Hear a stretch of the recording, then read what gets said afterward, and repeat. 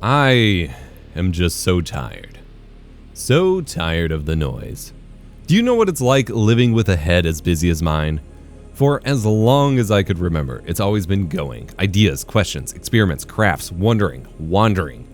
Had to draw or take books to class because I'd get too bored. Almost got in trouble in college for finishing a big online exam in 3 minutes. So they had me come retake it in the office and I did it under 2. But my time in class was spent obsessing over everything else. I'd like to think that I did a good enough job adapting and coping the best I could on my own. I figured out my own quirks and neuroses and managed to carve my own career path out of it. But what I wasn't prepared for was being met with an even bigger source of noise, one which could override my own thought patterns. On your mark, get set. We're riding on the internet, cyberspace, set free. Hello, virtual reality. Interactive appetite, searching for a website, a window to the world, got to get online. Take a spin, now you're in with the techno set. You're going surfing on the internet. The World Wide Web was sold to us as the information superhighway, and oh boy did it seem that way at first. This doorway into cyberspace quickly became the vehicle for my fixations, allowing me to answer nearly any question I could have and develop deeper interests in new things. It also allowed me to connect with others who were interested in the same things, often for the very first time. But today, everything wants something from me. It demands it. Takes it without my consent, my time, my attention, my money, my data, my privacy, my own original thoughts stop being mine. More. More. More. More. More. I have to quell the noise. My brain might be a buzzing beehive of ideas, but when I'm overstimulated by the noise around me, those ideas don't go anywhere. They can't come out. They get clogged up in the system, slowing it to a halt. I feel it physically. Years of effort and experiments felt like they were leading to nothing of value, until recently when I've come full circle and started back at the beginning.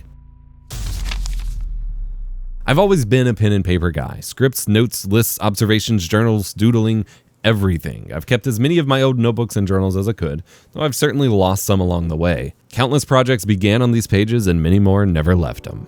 But it wasn't until I committed to keeping smaller notebooks in my pocket at all times that I finally felt like I could breathe again. That the noise was a little bit quieter.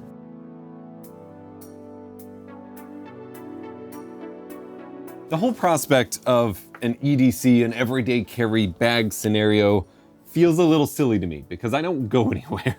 I work from home. I have a home studio. My commute is about 10 feet of sidewalk between the back door of my house and the side door of my garage where my studio is based.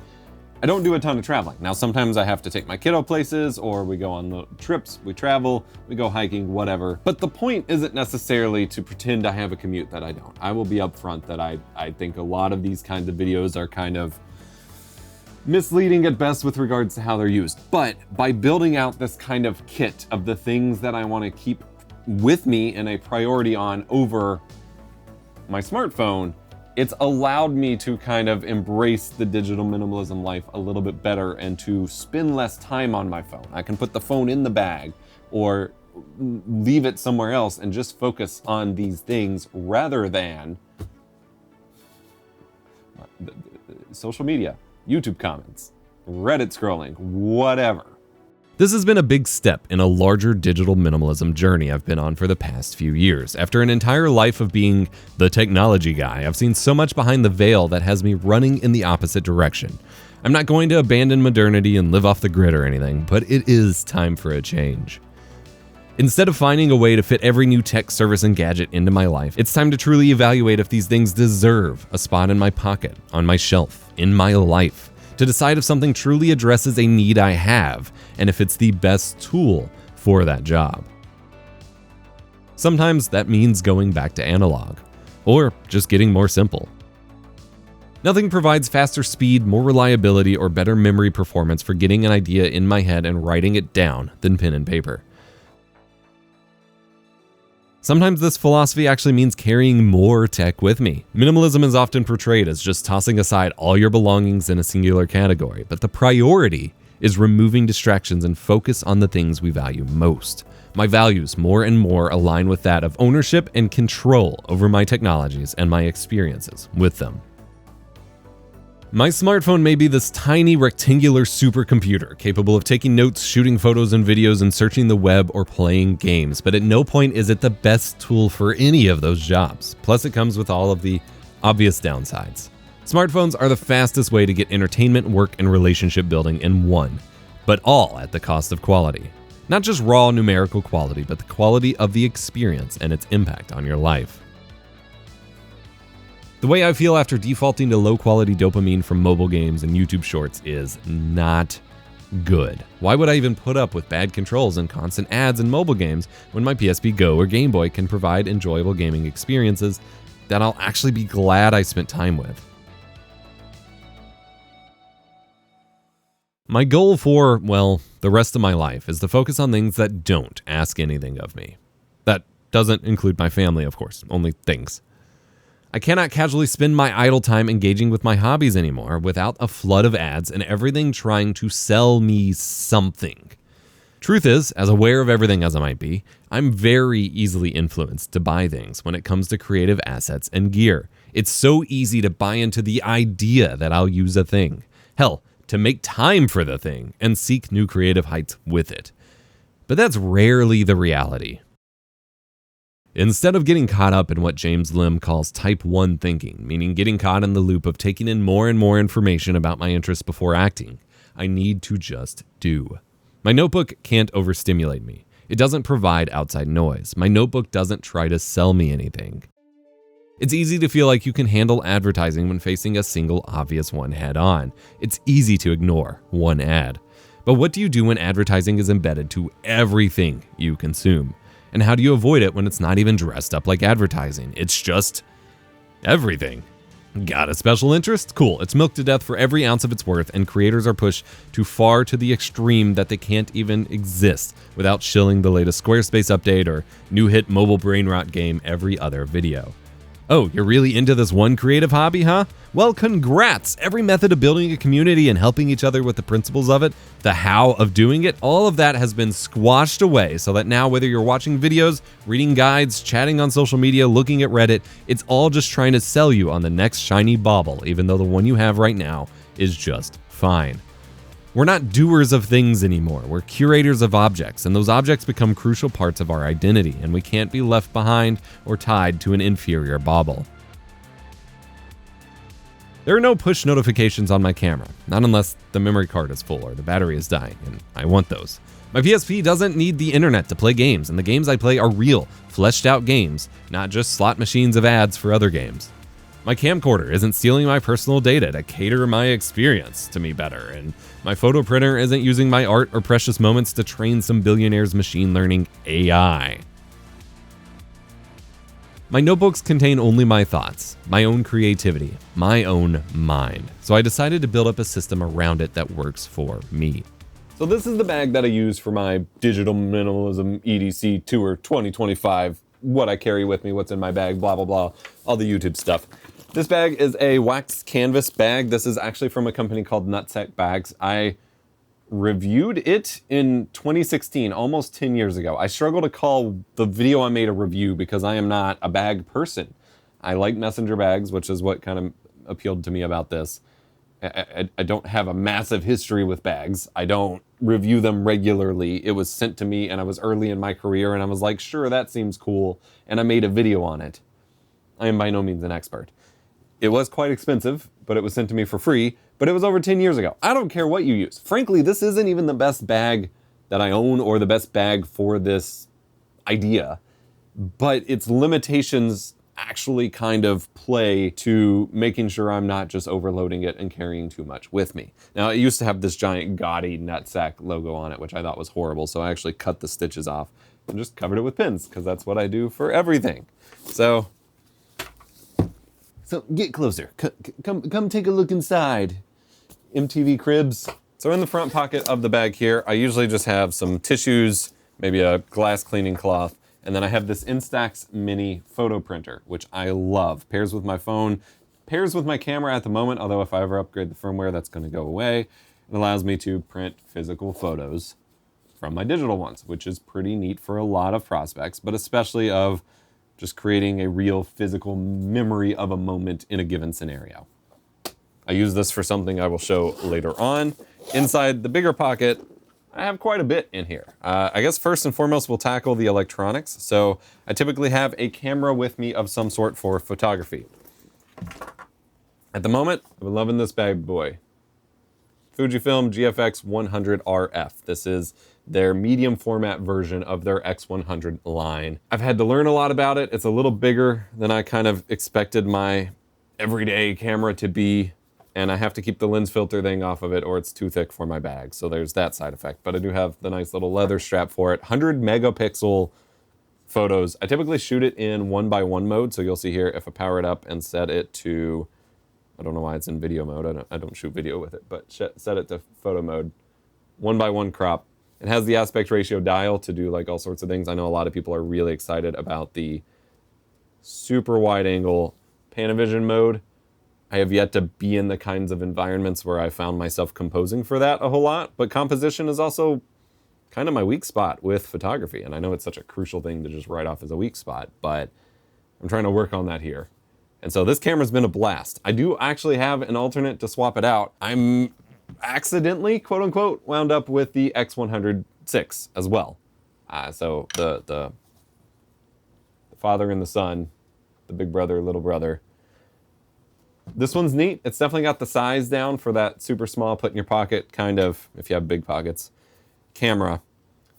I got this one after getting the GFX, and so far there is not a single thing I like about this one over the GFX model other than the size and the in-body image stabilization, which so far hasn't been a deal breaker. Again, I'm not shooting video with these cams. Video on these Fuji photo optimized cameras has never been super great for me, so I could swap that in. I could also swap in a Digicam, a smaller, just standard Digicam if I want to go for that vibe. I'm not locked in on camera choice, but that is the primary camera. And then again, I'll often have a secondary camera. So this is a Sony Handycam, but it's tapeless. It records to an internal 60 gigabyte hard drive that I can then transfer off with mini USB, not mini HDMI. So it gets me lovely 480i super compressed video if I want the dad cam vibes from that. But again, I could swap any of these out with some of my other smaller cams, digicams, whatever. And that's the primary electronics pocket that goes in here. If I'm not carrying those cameras, or I have the camera just out on the strap or something, I can fit a book in here. I can sort of fit my iPad in here. I can fit a Steam Deck in here if I'm lucky. But again, the goal is to not carry as much as possible. I sometimes take this with me as my carry-on for flights, in which case I got a Steam Deck shoved in here and I'm cramming everything I can and it's bulging like crazy.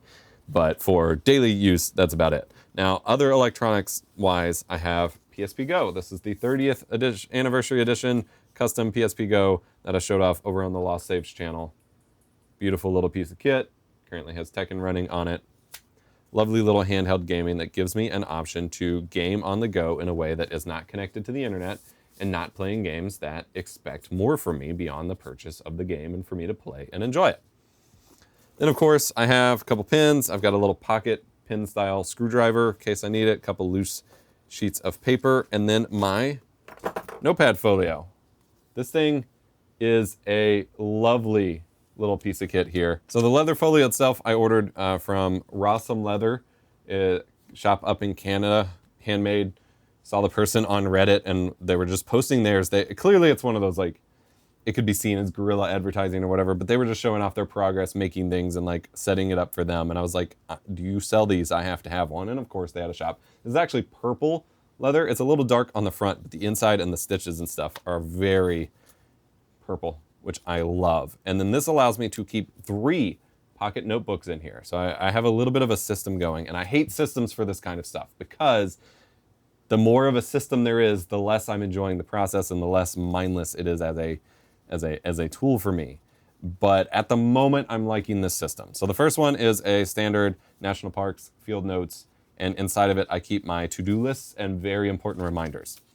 And because of that, and because my kiddo's been out of school sick for like 2 weeks now, I don't have a whole lot in here yet. It is still mostly empty because, and that's kind of the downside of a system, is each notebook goes much slower and it feels kind of weird as a result. But I've got dinner ideas, to-do lists, important reminders about like my server maintenance and all that kind of stuff is in this one.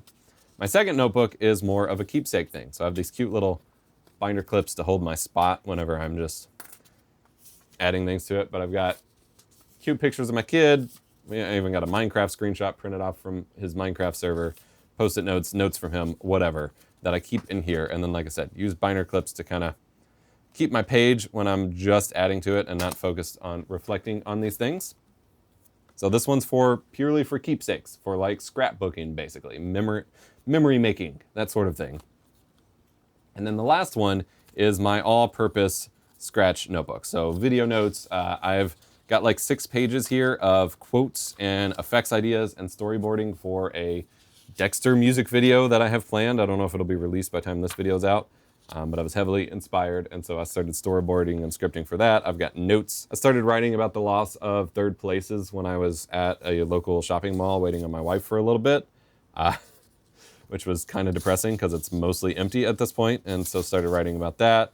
I've got handbrake benchmarking for an upcoming Blu-ray ripping video, notes on an upcoming video script. I cut out or print out random little quotes and YouTube comments that are impactful on me. And this notebook's already almost full because it's what I dump all of my scrap ideas into. And so this one fills up quickly and alternates quickly. But 3 notebooks in a system here, kept tidied up. I can keep page flags or whatever I want in the pocket in the front. Obviously I can binder clip anything to the sides, and then got the little pin pouch here. And of course, all the pins I use have grips on them. So it's kind of a nightmare with this particular style of pin attachment. So often I'll just end up hooking it on the back, and that's fine. And I keep that with me. But again, this does not hold everything I want. Again, it's a little too small for the front attachments for this camera that I like to use, or for throwing in other certain things. It's a little too small for my specific iPad, that kind of thing. But the limitations enable me to really limit what I bring with me, which is super important, because some of my first travel events for work, like I was bringing all of my lenses and cameras and stuff, and it's just too much. So this allows me to be much more intentional about what I bring with me. And then certain things can swap out. Like instead of my PSP Go, maybe I'm gonna be going on a hike and just kind of sitting out in the woods. Maybe I wanna write a little bit. I can bring my iPod with me instead, and that'll fit in the same pocket in here. Or maybe instead of the photo printer, I want my little silly little notes printer that I showed you I printed out and tape up notes in here. I can slide that in here. I could actually probably fit both. I can be modular and intentional about what kind of experience I have. And if I'm, say, playing on the PSP, listening to my iPod, writing notes or whatever, my phone can just go in the pocket, and then I can close the bag, and I can be immersed in whatever I'm doing in the moment. And for me, that is really, I was gonna say it's really important. That is ultimately kind of the whole point of all of this. Now, I don't want to seem like this whole EDC bag tour 2025, blah, blah, blah, is too focused on selling you stuff. I know everyone is super hyped on Field Notes right now, and it's become a lifestyle brand that people are attaching themselves to. And I've admittedly fallen victim to it. I showed you I had the National Parks one. I got a whole chest of National Park notebooks. I also picked up one of their little like mystery boxes, which I cannot believe I am saying out loud as I'm saying it here, which comes with a freaking sticker of a Field Notes cover, which is just so self-indulgent. We've got another sticker, it looks like. What is this? Water transfer decal of one of the covers. And then a random assortment of books. So here we have XOXO 2019, which is kind of abstract, painterly-like. I love. And then campfire themed, which I could take or leave. That's fine. I have an authorized representative of Field Notes pin, you know, for my Scouts vest or something. I know I'm being super cynical here. And then another standard kind of flexible lined Field Notes.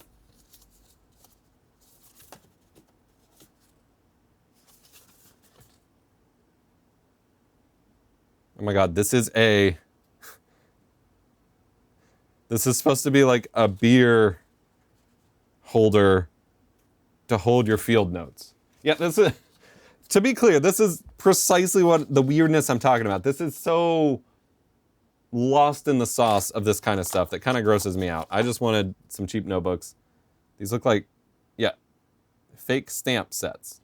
Not valid for postage. This kind of stuff is just dumb. Like, I cannot escape that. I am not here to sell you on field notes specifically. You saw in my notepad, in my folio, I only had one actual field notes. Most of what I've been using at the moment, I've been making my own out of boxes. Taking the second R from recycling, reduce, reuse, and recycle. I've been reusing old food boxes that we have with the thin cardboard and making my own notebooks. It's actually pretty fun. Obviously, it's hard to do it if you want to get like lines or grids or whatever, especially because I'm just very poorly chopping paper. But like,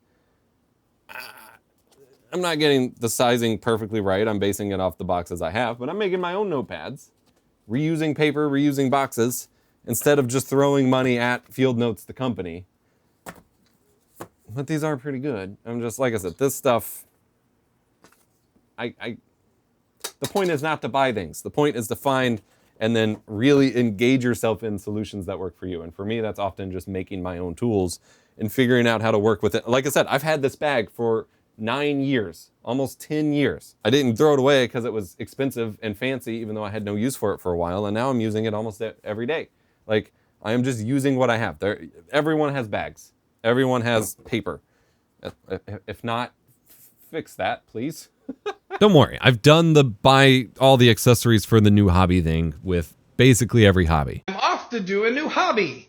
Thanks to hyperfixation, all I can think about is the new hobby. I've done hours of research. I know everything about the hobby. I've spent way too much money on premium products for this hobby. And here we go. This is my life, only this hobby. Wah! That's enough for that. It's off to find a new hobby. Hyperfixation is fun.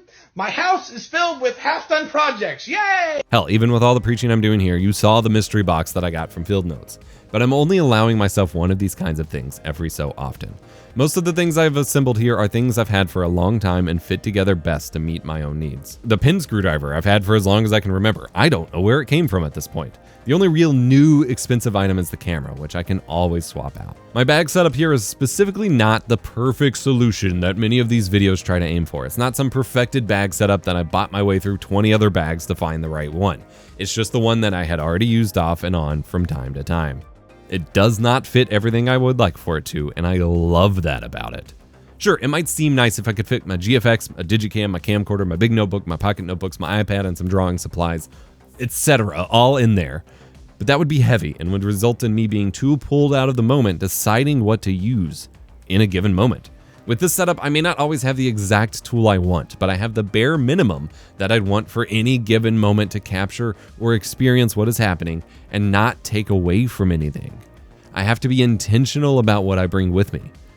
That's the goal, after all. Similarly with making my own notebooks out of food boxes, the point is to use what you have or can obtain cheaply. Buy used, reuse stuff people don't want anymore. Don't buy those gimmicky e-waste cameras. They're crap. They don't recreate the vibes. Buy used digicams if that's what you're interested in. Keeping a pocket notebook for thoughts, reflections, to-do lists, memorable quotes, or thoughts on media you consume has been well documented to have numerous benefits. Everything from better memory, better cognitive clarity, better appreciation of the small things in life, more mindfulness, and having an easier time achieving flow state. You can be more creative, more grounded and calmer, and more organized. It helps your emotional processing. It helps you appreciate the day-to-day. In an age where everyone is so quick to get in fights online with each other, it's crucial to spend more time in your own head. I just want to note that this is where I'm at in my journey now. I've been doing this whole digital minimalist, I guess I'm not doing a thing. I've been going through the journey for a couple years. It's been eye-opening. It's been kind of challenging just in kind of rewriting how I've always handled a relationship with technology and done things. But this is representative of where I am right now. This bag change and the notepad thing is kind of new to me. I've always lived in notebooks, but not pocket notebooks, and not trying to really prioritize what's in my pocket or at least on my person at any given moment. And my thoughts on this may change. This is where I'm at in the journey, but the thing about the journey is it's always evolving. There are always going to be new lessons to learn, new ideas to glean, and whatever. So if there's interest, in 6 months or a year or whatever, I can provide an update with lessons I've learned thus far. Like I said, I've been journaling and notebooking for as long as I can remember, but really taking one of these and turning it into all of this. It's something I've always told people to do, but not necessarily something I've always prioritized myself. So be kind to yourself. You can't just do this overnight. A lot of what I've learned about what matters to me and what I want to prioritize as I go through this has been something I've discovered as I've gone through it. You're not gonna just, what I don't like about all these kinds of videos is they encourage people to just kind of copy it, to buy all the stuff and then become that person. And when you buy a parts list of someone else's everyday carry or whatever, because you think they're cool for doing it, you lose the sense of self-discovery that makes any of it matter in the first place. So don't be like me. Take lessons from the journey I'm going through and see if there's parts of the journey you also want to go through. But don't watch these videos and just try to copy what someone else does. That's one of the biggest lessons, I think. Remember to be kind, rewind.